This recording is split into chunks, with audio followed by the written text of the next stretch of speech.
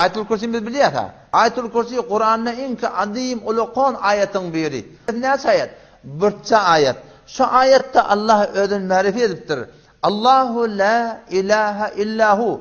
Allah şu zati ki şundan başka layık ibadet yok. La ilahe. İlah dediği layık ibadet yok. İlah dediği layık itaat yok. İlah dediği hakim. Allah'dan başka alem cihana hakim yok. İlah dediği ferman raba. Şundan başka alem cihana destur beriyen yok. El-hay. Olallahi ki diri öğri. Diriltiyen şol, öldüreyen hem şol. El-kayyum alem cihana tedbir edip saklap durun şol. La te'khuduhu sine. Allah ediptir bana emrikmeklik tutmaya. Men emrikmeyen ettir Allah Teala. Emriktiriyen şol, emma öğri, emrikmeye. Ve la nevm. Uqlamakla hem Allah'a yok. Uqlatiyan şol, emma öğri uqlamaya. Lehu ma fis semavat. Asmandan ne kadar zatlar var. Şun hemmeti fakat Allah'ın kışı deyiptir. Ve ma fil ard. Yerin yüzünde ne kadar zatlar var. Şunun hemmeti fakat Allah'ın kışı. Ne mi dediği? La mu'ine lehu. Şunun kömekçisi yok dediği. Ve la mudire lehu. Alem cihanı kışı aylamaklıkta. Şarkıcı nizam hesside hiç onun müdiri yok. Ve la muşire lehu. Allah'ın oturup meşveret diyen zatı yok. Allah'ın kaptalında yok. Ve la nazire lehu. Allah'ın misali yok. Ve la nidde lehu. Allah'ın şeyle bir zatı ki onun şeriki yok. Ve la şerike lehu. Keyfe ve lem tekul lehu sahibe. Allah'ın oğlun uşağı yok. Ve lem tekul lehu sahibe. Allah'ın zinanızı da yok. Keyfe yekûne lehu ve lehu veled. Allah öyle ki Allah ne yapar oğlun uşağı olmalı diye. Ve lem tekul lehu sahibe. Allah'ın zinanızı yok. Şöyle bir zatı ki lehu men zellezî yeşfe'u indehu illa biizni. Haysi bir adam gelip Allah'ın yanına keplep bilecek, şefaat edip bilecek, sipariş edebilecek. Allah'ın icazeti olmasa, başka bir padişahın yanına baracak olsan, baramali, araçı salamali, barıp sen takazan ona aittiramali. Ama Allah'ın yanına ne kadar ferişteler var ya, gece gündüzün ferişteleri var. Erti namazda evde oluyorlar, ikindi namazda evde oluyorlar. Geceninki iki ferişte, gündüzünki de iki ferişte. Her günde gidip gelip dururlar Allah'ın bir mekan zatının yanına.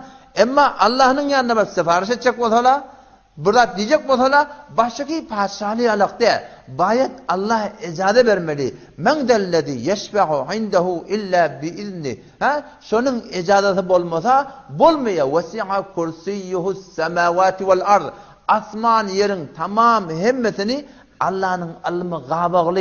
Ve huvel aliyyul azîm. Olallah bir uluhun zat. Beter bir buland mertebe zat. Şöyle bir zat. Buraya kafirler geldi diye kafirler. Peygamber Aleyhisselam yanına geldi diye. Müşrik kafirler geldi diye. Unsub lana rabbek. Sen öz Rabbin nesebin biz verir ayettin. Allah diyenin nesebi ne ama? İnsana nesep oluyor. Arapla öz atlarının nesebini milyar demiş. Adamlar dursun. Araplarının arka neseplerini milyar diye. Ola geldi diye Peygamber Aleyhisselam'dan istihzaan, maskar edecek olup. Buradan diyecek olup. Kep kaktıracak olup. Yüreğini tutacak olup. Unsub lana rabbek. Sen Allah'ın nesebini ayıttı da diye. Peygamber Aleyhisselam hin doğduğu kıymıllanak dar'ane vahet Cebrail Aleyhisselam geldi ya Resulallah Allah öz nesep namını iyi verdi. Oku şu Kureyşilere. Kul huvallahu ahad Allahu samad lem yelid ve lem yulad ve lem yekun lehu kufuven ahad. Kul huvallahu ahad. Ayet olallah yekta. Bir misal zat. Allahu samad Allah biniyaz zat.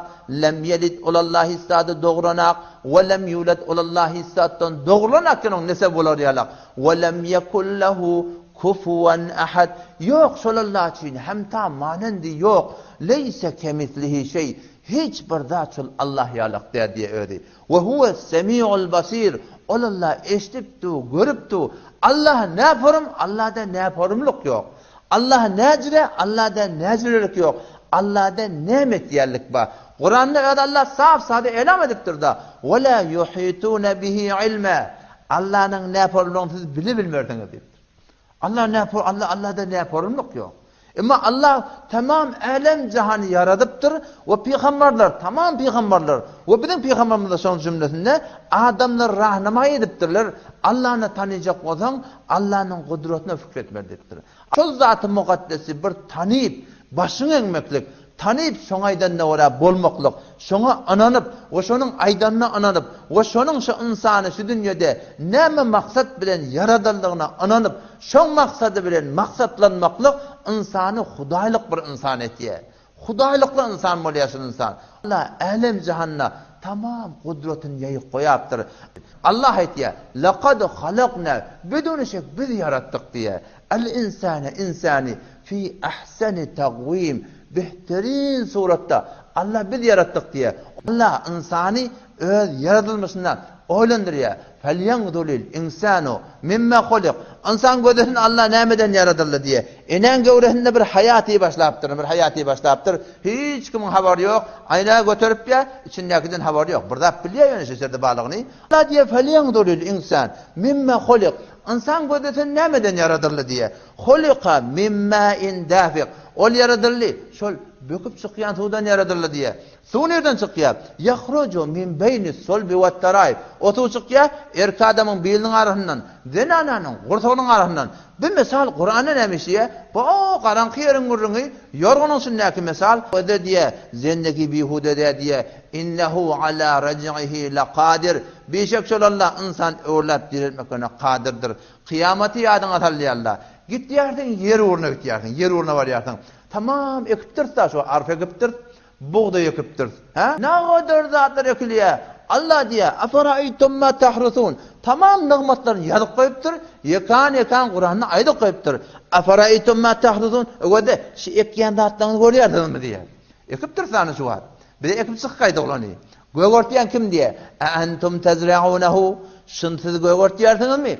Am nahnu zari'un. Ya Allah biz göwürtýärmi diýär. Biz göwürtýärmi şöyle. Bize ölüp beten däneni gömüp gaýtdyk. Arfa gipdirdiň da, arfa gipdirdiň. Bura narahat, wahşy arfa gipdirläm işte buğday eken bolan. Yok, gömüp gaýdypdirdiň. Näşe ýygnan, dökön däneni ýygnap bolan ahym. İnnallaha ve diýär, beşek şol Allah falikul hab däneni ýaryan şol. Ve nawa şäni de ýaryan şol diýär. Yukhrijul hayya minel meyyit. Şol Allah şi ölüp beten däneden dirin çıkaryan şol. Ve muhricul meyyiti minel hay. Ve öllenle dirin şo çıkarýar. Ölüp beten ýumurtga dir tawukdan çykýar. İnsan diri, nutfeti öli. Gawun garfy diri tagaty pa ululup barýar. İçindäki däneler öli. Falikul isbah daňatyryan Allah. Ve ja'alal leýle sekene. Gijede gijan okudy, günnüden okudy. Qabil mugaýese dära. Ve ja'alal leýle sekene. Şi gijany aramgah eden şol. Ve şemse vel qamara husbana. Aýwyn aýlanypdy, gidipdi, gelipdi. Kim aýlaya? Allah men aýlaýansyň diýe. Onu hemme dady edip duran şol. Marajal bahreyni yeltaqyan. Rahman Allah o zati ki iki deryany belelikde ýoly saldy diye. Deryalar var ýeriň ýüzünde, şor derya var, süýji derya var. Şor derya, süýji derya muhtelif derya. Bir ýerde, iki ýerde der o. Muhtelif deryalar var, şor derya, süýji derya. Şin ikisinden birbirine gaçışýan ýeri var. Birbirine ýolgoşýan ýeri var. Allah diýipdir: "Beynehuma barzahun." Şin arasynda Allah perde var diye. La yebgiyan birbirine gaçışmaýar diye. Qaçışman taklap duran Allah. Şu ahvazın özünde derya var. Ben burada filmini gördüm. Film alıptırlar. Bir gaptalla qızım tıraq su.